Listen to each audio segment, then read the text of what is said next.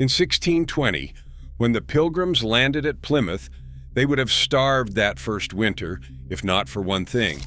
A Wampanoag man named Tisquantum showed them a single cooking technique. Throw everything into one pot and let the fire do the work. Today, most Americans think Native American food is fry bread and maybe corn on the cob. The truth is, a 500-year-old tradition that kept entire nations fed through droughts, blizzards, and winters that would have killed modern people. Number 17 on this list was eaten by Lewis and Clark and may have saved their expedition. Number 9 has been cooked continuously in the same region for over 1,000 years. And number 1, the POT that fed the Haudenosaunee Confederacy for centuries, has been almost completely forgotten. Hit subscribe. Let us count down the 25 forgotten Native American one-pot recipes no one makes anymore. Number 25, hot stone acorn stew. Before metal pots reached the Pacific coast, California tribes like the Pomo and the Miwok perfected a technique that still astonishes anthropologists today. Watertight baskets were woven so tightly they could hold liquid, but baskets burn. So how did they cook? They dropped fire-heated stones into the basket. Hot rocks from the campfire were tumbled into water with leached acorn meal, root vegetables, or small pieces of game. The stones boiled the liquid from the inside. When a rock cooled, a new one went in. Acorn meal, leached of its bitter tannins in a days-long process of running water through coarse flour, became the foundation. It turned the butter into a porridge-like stew, thick and nutty and faintly sweet. A family could cook a full pot without ever owning a single metal vessel. Fewer than a dozen people alive know how to do it properly. Number 24, Three Sisters Stew. The most famous Native American dish almost nobody actually cooks correctly today. The Haudenosaunee planted corn, beans, and squash together in the same mound because they helped each other grow. Corn gave the beans something to climb. Beans fixed nitrogen into the soil for the corn. Squash leaves shaded the ground and held in moisture. Then they ate them the same way. A single pot with dried corn, dried beans, and chunks of winter squash simmered together for hours until the beans softened and the squash broke apart. Sometimes a piece of deer meat or a handful of sunflower seeds went in. That was it. The three vegetables made a complete protein, every amino acid the human body needs, in one bowl. Modern nutritionists spent decades rediscovering what Haudenosaunee grandmothers knew by heart. Number 23, Wojapi. Before sugar arrived on the plains, the Lakota had wojapi, a thick, slow-cooked pudding of wild berries, choke cherries, buffalo berries, June berries, or plums, simmered in a pot until the fruit broke down and released its natural pectin. The berries were often dried the previous summer on racks in the sun, then revived in water when winter came. A handful of cornmeal or ground wild turnip acted as a thickener. The result was something between a sauce, a pudding, and a stew. It could be served hot over fresh bread or cold on its own. Sweet, tart, deeply fruity. The choke cherries had a faint almond flavor that modern jam cannot replicate. Lakota families made wojapi in large batches before winter ceremonies. Today, wojapi is making a quiet comeback on reservations, but outside those communities, almost no one has ever tasted it. Number 22, Canuchi. In the Cherokee tradition, canuchi was the winter soup that only the most experienced cooks knew how to make. Hickory nuts, gathered in fall, cracked one by firelight, were pounded in a stone mortar until they became a thick paste. That paste, rich in oils and proteins, was shaped into balls about the size of a fist and stored in a cool, dry place. In winter, a ball was dropped into a pot of hot water and simmered until it dissolved into a rich, creamy broth. Cooked rice or hominy was stirred in. The result was something like a nut porridge, thick enough to hold a spoon upright, smelling of roasted hickory and smoke. A family needed several bushels of hickory nuts to make enough canucci for a winter. The labor was extraordinary, and the payoff was a food no European dish came close to matching. Number 21st, succotash, the original. This is not the cafeteria vegetable medley your grandmother made from frozen packages. This is the dish the Narragansett taught the Pilgrims in 1621. The word itself comes from the Narragansett mtiquatash. Fresh or dried corn kernels and shell beans simmered together in a single pot with a piece of deer fat, bear grease, or later, salt pork. Sometimes chunks of squash, or whatever vegetables the garden offered. A handful of cooked meat when it was available, cooked slowly for an hour or two until everything merged into one thick dish. The beans gave it protein. The corn gave it starch. The fat made it satisfying in a way modern vegetarian cooking rarely achieves. For coastal tribes from Massachusetts down to Virginia, this was weeknight dinner for centuries. Number 20, traditional pozole. Long before it became a Mexican Christmas dish, pozole was a Pueblo ceremonial food made by tribes across what is now the Southwest.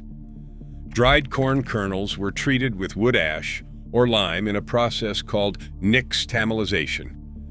The process transformed the corn, unlocking nutrients, softening the hulls, and allowing the kernels to burst open when cooked into flour-like shapes. That hominy then went into a pot with water, dried chilies, wild onions, and a piece of lean meat. Originally, it used turkey and later mutton after the Spanish brought sheep. Simmered for hours, the hominy released its starches and thickened the broth into something deeply savory. Zuni and Hopi families made pozole for ceremonies that marked the harvest, the winter solstice, and spring planting. The nixtamalization process prevented pellagra, a deficiency disease that killed thousands in communities that did not know the technique. The Pueblo people figured this out 1,000 years ago. Number 19, wild rice and duck. To the Ojibwe, the Anishinaabe, and the Menominee of the Great Lakes, wild rice was not just food. It was manumin, the good seed, the grain the Creator had given them. Every fall, families paddled canoes into shallow lakes and bent the wild rice stalks over the gunnels, knocking the grains loose with carved wooden sticks. The rice was then parched over low fires, hulled, and stored in birch bark containers for winter. The classic one-pot meal was manumin simmered with duck, mallard, or wood duck shot in the same wetlands where the rice grew. The duck meat and fat flavored the broth. The rice absorbed everything, swelling into long, dark, nutty grains that tasted nothing like the cultivated rice in American supermarkets. Wild rice still grows in those same lakes, but the harvest is down by 90% from historical levels, and the dish itself is rarely made outside the reservations of northern Minnesota and Wisconsin. First, pattern. Break. Here is where the history gets uncomfortable. Every recipe on this list survived a war. When the United States government took Native American land, it took their food. Bison herds were slaughtered to starve the Plains tribes into submission. Salmon runs were dammed out of existence. Wild rice beds were drained for farming.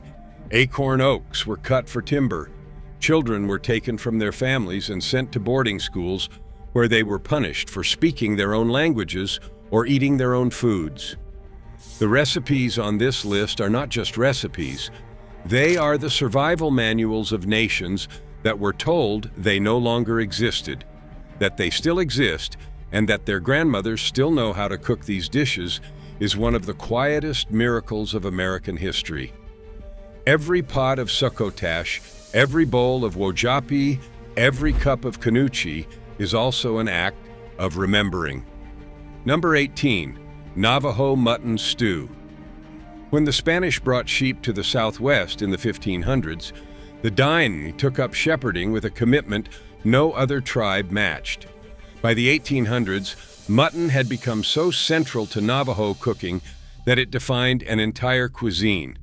Mutton stew was a single pot of lamb, or mutton chunks, simmered with potatoes, wild onions, and hominy until the meat fell from the bone and the broth turned golden with rendered fat. A fistful of green chilies gave it heat. A sprig of wild sage gave it the unmistakable scent of the high desert. Served with fry bread or blue corn tortillas, this was Sunday dinner in a hogan. It was also every family gathering, wedding, and funeral. Today you can find this stew at Navajo restaurants across Arizona and New Mexico. Almost no one outside those communities has ever made it at home. Number 17. Camas root stew. When Lewis and Clark crossed the Bitterroot Mountains in 1805, exhausted and starving, the Nez Perce saved them with camas roots. The blue-flowered camas lily, dug from high mountain meadows in fall and baked for days in underground earth ovens, produced a sweet, sticky, caramelized bulb that tasted something like a sweet potato crossed with a chestnut. Mashed into a pot of water with venison, wild onions, and perhaps a few dried huckleberries, it made a stew that Lewis wrote about in his journals with genuine amazement. The camas bulb was so sugary when properly pit roasted that it provided an energy boost unlike anything else in the Rocky Mountain diet. Nez Perce, Salish, and Kootenai families harvested camas for thousands of years, managing the meadows with controlled burns to keep them productive. Today, most camas meadows have been plowed under for wheat fields. The dish has nearly vanished. Number 16. Soofki. Across the southeast, the Creek, Seminole, Chickasaw, and Cherokee shared a single dish under slightly different names.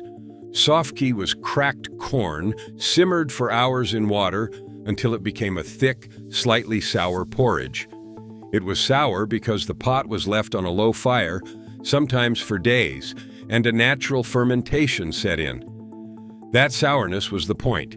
It preserved the dish and added a tangy flavor that went perfectly with smoked meat or a handful of beans stirred in at the end. A large pot of soofki sat on the hearth in every household, and a gourd ladle rested against it. Anyone who came in hungry served themselves day or night. Guests were offered soofki as the first gesture of hospitality, and refusing was considered rude. When the Creek were marched west on the Trail of Tears in the 1830s, soofki was one of the few foods they could still make from memory in Oklahoma. Number 15. Pemmican stew. Pemmican was the original energy bar. Lean dried meat, usually bison, pounded into shreds and mixed with rendered fat and dried berries, then pressed into cakes that kept for years. On the plains, pemmican kept entire tribes alive through winters when hunting was impossible. Pemmican was also the base of a proper hot meal. A chunk was dropped into a pot of boiling water with prairie turnips, wild onions, or whatever vegetables were available. The fat melted, the meat rehydrated, and the berries released their sweetness into the broth. In 30 minutes, a cake of pemmican became a thick, nourishing stew that could feed several people. Fur traders and voyageurs adopted pemmican for the same reasons Plains tribes invented it. Hudson's Bay Company records show pemmican was the single most important food in the North American fur trade for nearly 200 years. Number 14. Tepary bean stew. In the Sonoran Desert, where summer temperatures climb past 115 degrees and rain comes only in brief monsoons, the Tohono O'odham learned to grow a bean no one else could. The tepary bean, a small, hard-shelled legume that flourishes in conditions that would kill any other crop, became the backbone of desert cuisine. A pot of dried tepary beans, soaked overnight, then simmered with cholla buds, saguaro fruit juice, and a piece of desert hare or mule deer, produced a stew unlike anything in the rest of the Americas. The teparies were denser than pinto beans, sweeter than black beans, with a nutty, almost meaty flavor that held up to long cooking. The beans are being studied now by agricultural scientists who are trying to solve the problem of drought in a warming world. The O'odham solved it in 1200 AD. Number 13, beanhole beans. Across New England and the upper Midwest, Wampanoag, Abenaki, and Ojibwe cooks all practiced a variant of the same technique. A large clay vessel was filled with dried beans, a piece of smoked meat, and a generous pour of maple syrup or maple sugar. The pot was then buried in a pit of hardwood coals and covered with earth for 8 to 12 hours. The low, steady heat broke the beans down into something creamy, sweet, and deeply smoky. When Pilgrim settlers encountered this dish, they copied it directly, and it became the ancestor of Boston baked beans. But the native version used maple instead of molasses, and the fire pit gave it a flavor no oven can duplicate. Today, a few Abenaki and Penobscot families still make beanhole beans for summer ceremonies. It is one of the oldest, continuously prepared dishes in North America. Number 12, sunflower seed soup. Native Americans domesticated the sunflower long before Europeans arrived. By 3000 BC, tribes across the plains were growing sunflowers larger and more productive than wild varieties.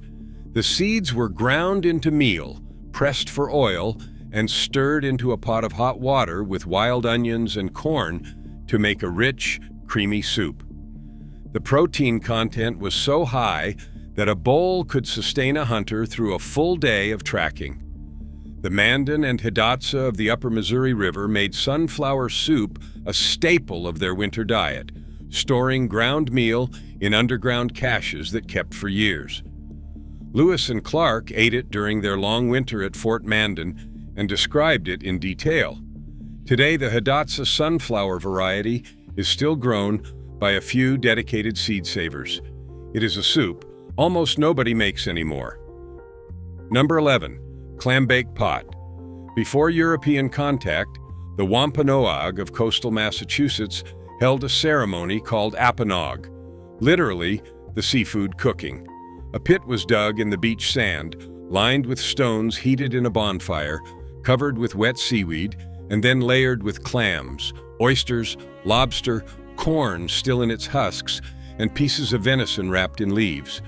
More seaweed went on top, then more sand. The food steamed for hours in the salty, smoky seaweed until everything was cooked through and infused with the ocean. When the pit was opened, the entire village ate together. This was not a recipe. It was a community event, a ceremony of abundance. Modern New England clam bakes are direct descendants, though most participants do not realize they are doing something thousands of years old. The traditional Wampanoag version, with venison and wild herbs, has almost entirely disappeared. Second pattern break. Here is something almost nobody teaches in American schools.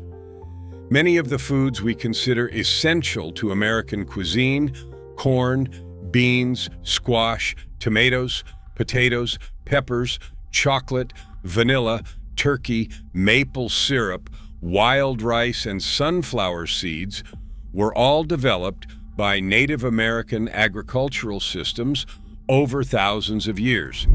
The nutritional science that makes these foods work together was understood long before the word nutrition was invented. The Three Sisters companion planting is now taught in permaculture courses worldwide.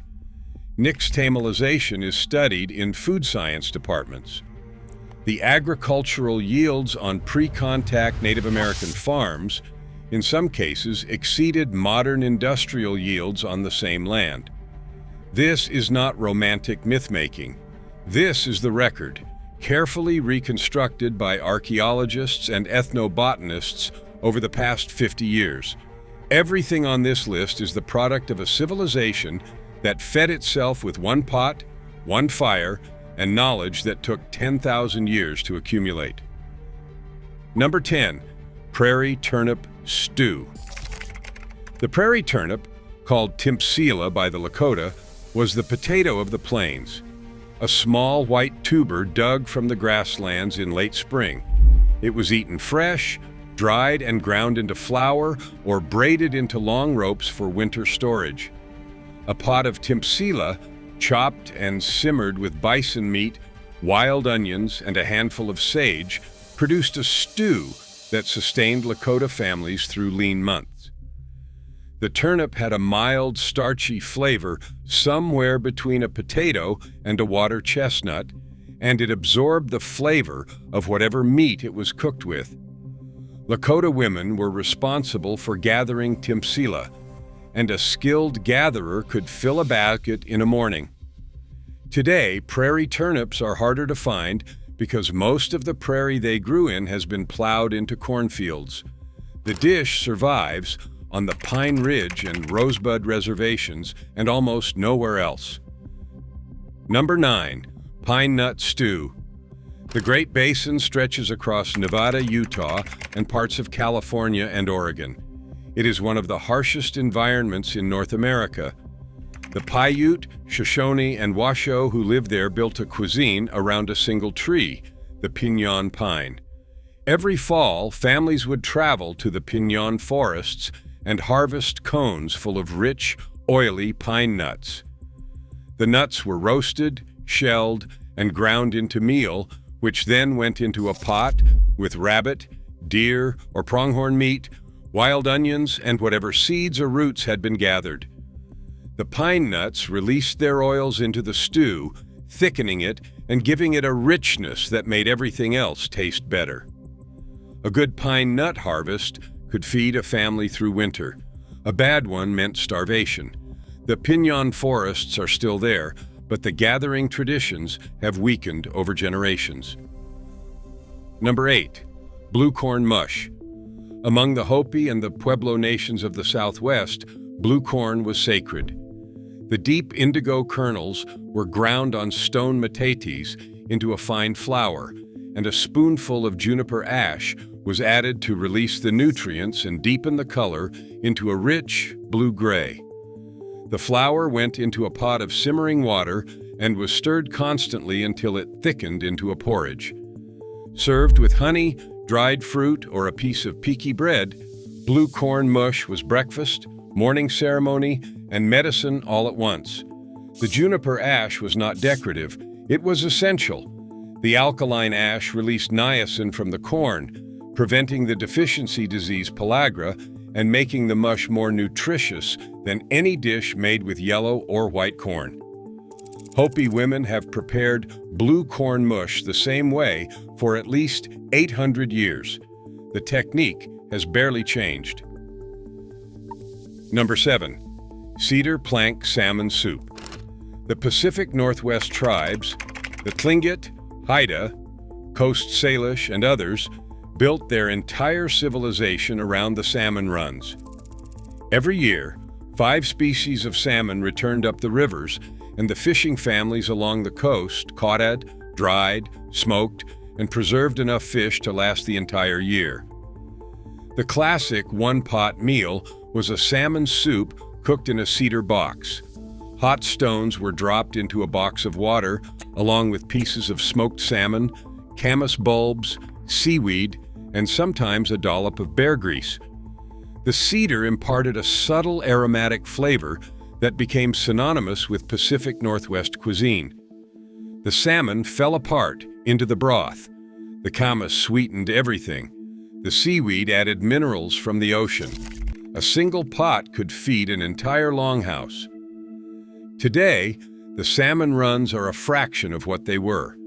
The soup is still made in a few traditional kitchens, but the abundance that made it possible is gone.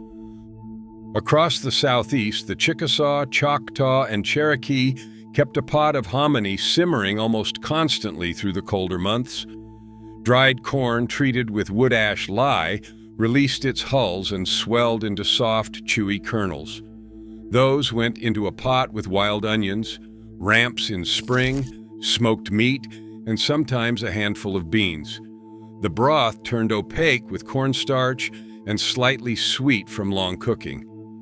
A bowl of this, served with a slice of bean bread or cornbread, was weeknight dinner in a Cherokee household from 1500 to 1830.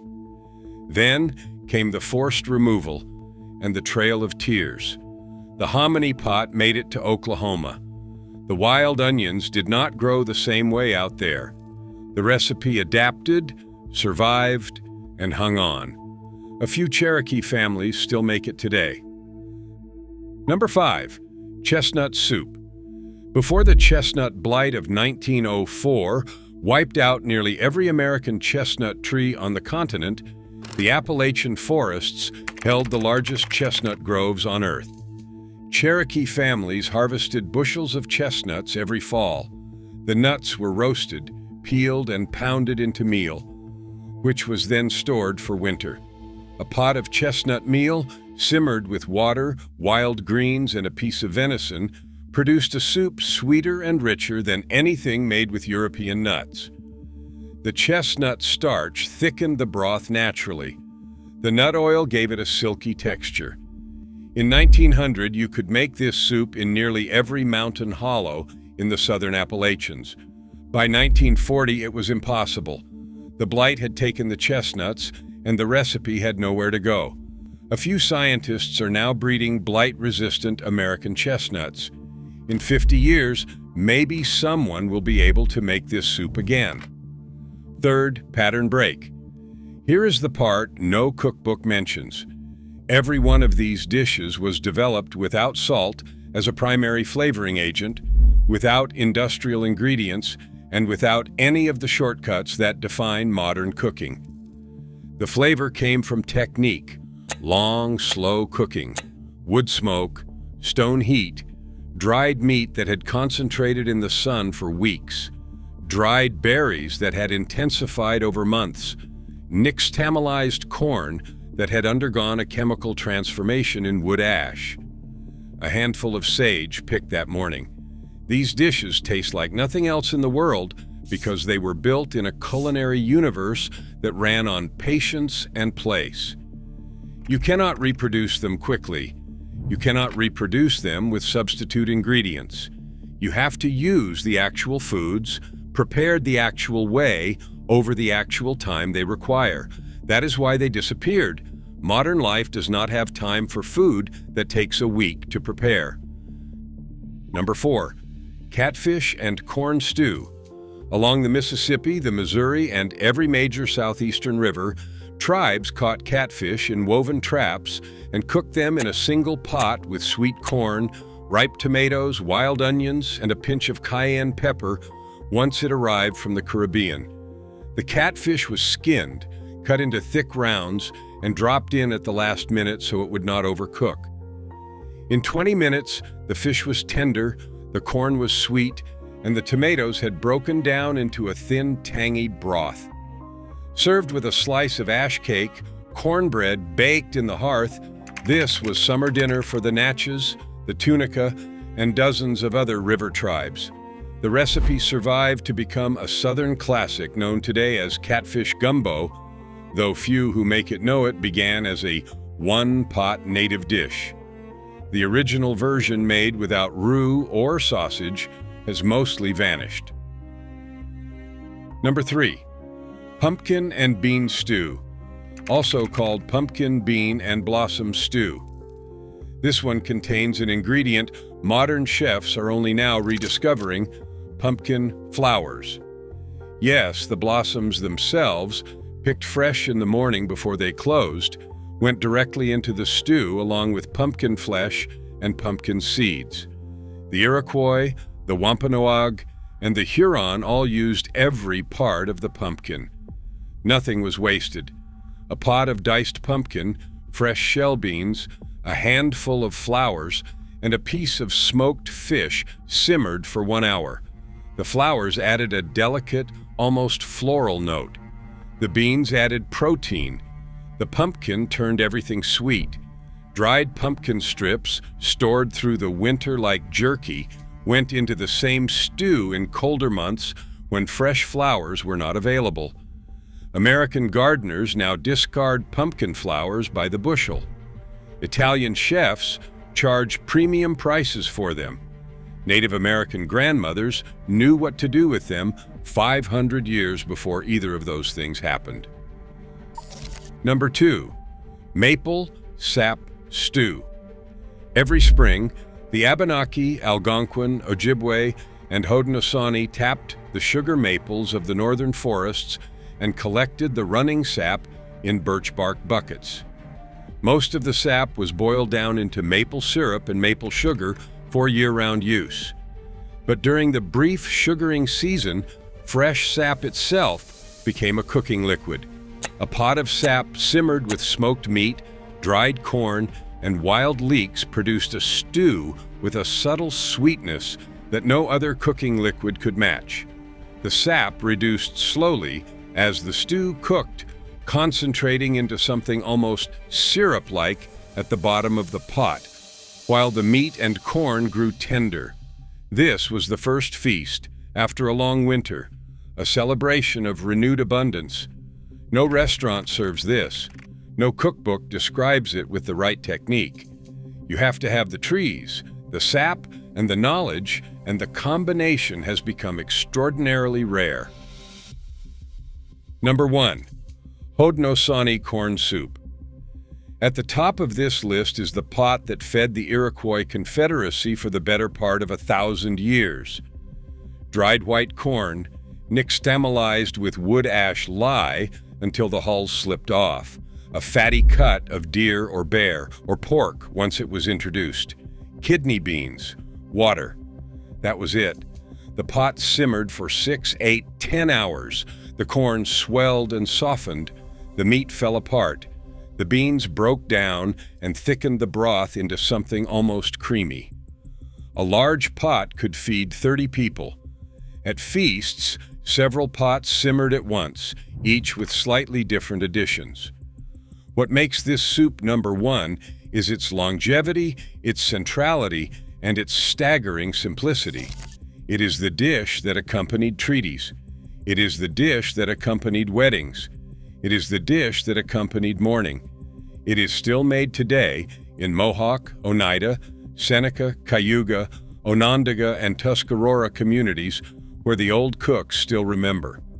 For 1,000 years, it was simply what they ate. Here is my challenge. Pick one, just one. Try the Three Sisters stew. Try the wojapi. Try the posole made the proper way with nixtamalized corn and real dried chilies. Then sit down at the table and eat it slowly and think about the hands that figured it out over thousands of years, long before anyone on this continent had ever heard of America. Drop the one you are going to try in the comments. I want to know if the sunflower seed soup gets more love than the maple sap stew. Because these are not just recipes. They are the food of nations that were told they did not exist anymore. And the pots are still simmering.